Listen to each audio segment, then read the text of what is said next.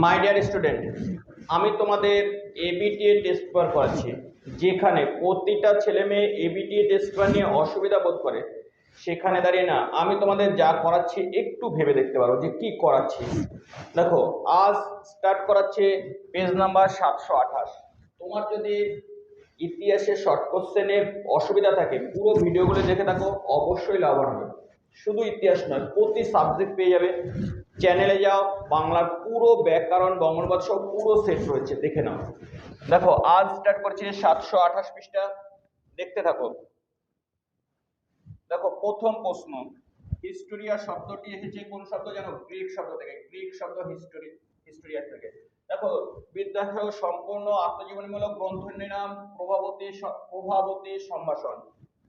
পরেরটা 3 দাগ, লালন ফকিরের যে গান যে পত্রিকায় প্রথম প্রকাশিত হয় সেটা হচ্ছে গ্রামবার্তা পত্রিকায়। কোন পত্রিকায়? গ্রামবার্তা পত্রিকায়। স্বামী বিবেকানন্দ যে আদর্শ সামনে রেখে রামকৃষ্ণ মিশন প্রতিষ্ঠা হয় সেটি হলো সর্বধর্ম সমন্বয়। সর্বধর্ম সমন্বয়।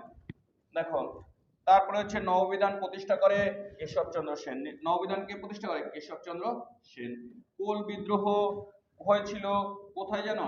রাঁচিতে। কোল বিদ্রোহ কোথায় হয়েছিল? রাঁচিতে।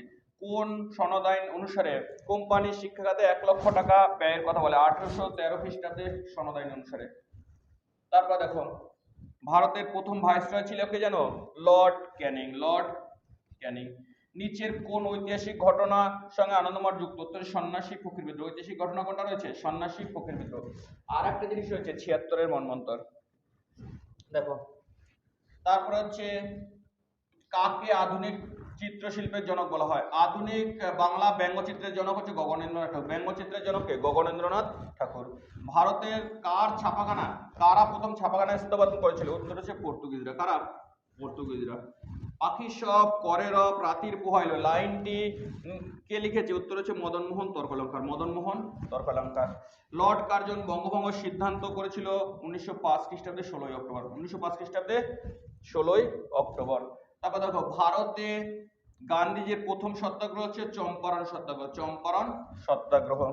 তারপরে দেখো, এআইটিইউসির প্রথম সম্পাদক ছিল কে জানো? লালা লাজপত রায়। দীপালি সংঘ প্রতিষ্ঠা করে জানো? লীলা নাগ। লীলা নাগ।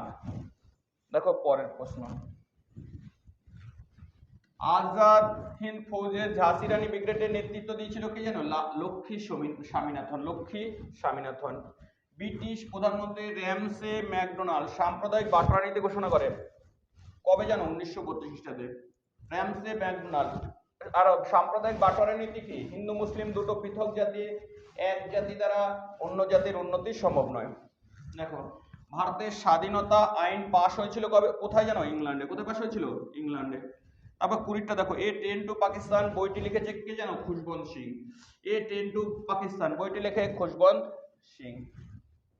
দেখো, তারপরে বিদেশি ভাষায় অনুদিত প্রথম নাটক হচ্ছে জানো কে? নীল দর্পণ। প্রথম নাটকের নাম কি? নীল দর্পণ। তারপরে হচ্ছে শিশু ইন্দিরাকে লেখা জওহরলাল নেহরুর চিঠিগুলি কি নামে প্রকাশিত হয়? A letter from his daughter. A letter from his daughter too. দেখো, কোন বিদ্রোহের পর জঙ্গলমহল গঠন করা হয়েছিল? উত্তর হচ্ছে সাঁওতাল বিদ্রোহ। কোন বিদ্রোহ? সাঁওতাল। সন্দেশ পত্রিকা প্রথম কার সম্পাদনায় তৈরি হয়? উত্তরে সুকুমার রায়। সুকুমার রায়। সুকুমার রায়। দেখো, এবার ঠিক ভুল। দেখো, শাবাক চলচ্চিত্র দিয়ে ভারতীয় চলচ্চিত্র যাত্রা শুরু হয়। ভুল। প্রথম নির্বাক চলচ্চিত্র ছিল রাজা হরিশ্চন্দ্র। 1864 খ্রিস্টাব্দে বন বিভাগের ইন্সপেক্টর জেনারেল ডার্টকে ব্যান্ডিস ছিলেন একজন ইংরেজ। ঠিক। তারপরে দেখো, লাঙ্গল পত্রিকার সম্পাদক ছিলেন নজরুল ইসলাম। এটাও ঠিক। তারপরটা দেখো, স্বদেশী দ্রব্য ব্যবহার বাড়ানোর জন্য সরলা দেবী চৌধুরানী গড়ে তুলেছিলেন লক্ষ্মী ভান্ডার। এটাও ঠিক। এটাও ঠিক। পরেরটা দেখো, স্তম্ভ মেলানো কালী প্রসন্ন সিংহ। উত্তর হচ্ছে হুতুম প্যাচের নকশা লেখে। স্বামী বিবেকানন্দ বর্তমান ভারত লেখে। বীরেন্দ্র শাসমল হচ্ছে ইউনিয়ন বোর্ডের ট্যাক্সের। শচীন্দ্র প্রসাদ বসু অ্যান্টি সার্কুলার সোসাইটির সঙ্গে যুক্ত। শচীন্দ্র প্রসাদ বসু কে? দেখো, পরে কোল বিদ্রোহ এলাকা ছোটনাগপুর। এই হচ্ছে ছোটনাগপুর, কতবার করেছি। তারপরটা দেখো, ভারত ছাড়া আন্দোলন কেন্দ্র মেদিনীপুর। এখানে হচ্ছে তার নিচে মেদিনীপুর। তারপরেরটা বলেছে রবীন্দ্রনাথ প্রতিষ্ঠিত বিশ্বভারতী, তার উপরে কিছুটা বিশ্বভারতী। দেশীয় রাজ্য জুনাগড়। এটা তো প্রত্যেকটা সেটে রয়েছে জুনাগড়। পরেরটা দেখো, দেখো ভারত মাতা চিত্রটি অবনীন্দ্রনাথ ঠাকুরের আঁকা অমর সৃষ্টি। কারণ কি জানো? কারণ হচ্ছে এর মাধ্যমে তিনি স্বদেশপ্রেম ভাবনা, সন্ত্রাসবাদকে দূরে রাখতে, স্বদেশপ্রেম ভাবনা থেকে সন্ত্রাসবাদকে দূরে রাখতে চেয়েছিলেন। স্বাধীনতার পর দেশীয় রাজ্যগুলি ভারতভুক্তি না হলে ভারতের সার্বভৌম বিঘ্নিত হতো। কারণ কি জানো? ভারতের নিরাপত্তা ও সার্বভৌমত্বের কারণে দেশীয় রাজ্যগুলি অন্তর্ভুক্তিকরণ জরুরি ছিল। তারপরটা দেখো, বিবৃতি। ভারত ছাড়ো আন্দোলনের সময় উষা মেহতা কংগ্রেসের বেতার কেন্দ্র স্থাপন করেন। কেন জানো? উত্তর হচ্ছে, দেখো জাতীয় নেতাদের গ্রেপ্তার সংবাদদানের মাধ্যমে স্বাধীনতা সংগ্রামে সজাগ করে দেওয়া ছিল, স্বাধীনতা সংগ্রামকে সজাগ করে দেওয়া ছিল এর লক্ষ্য।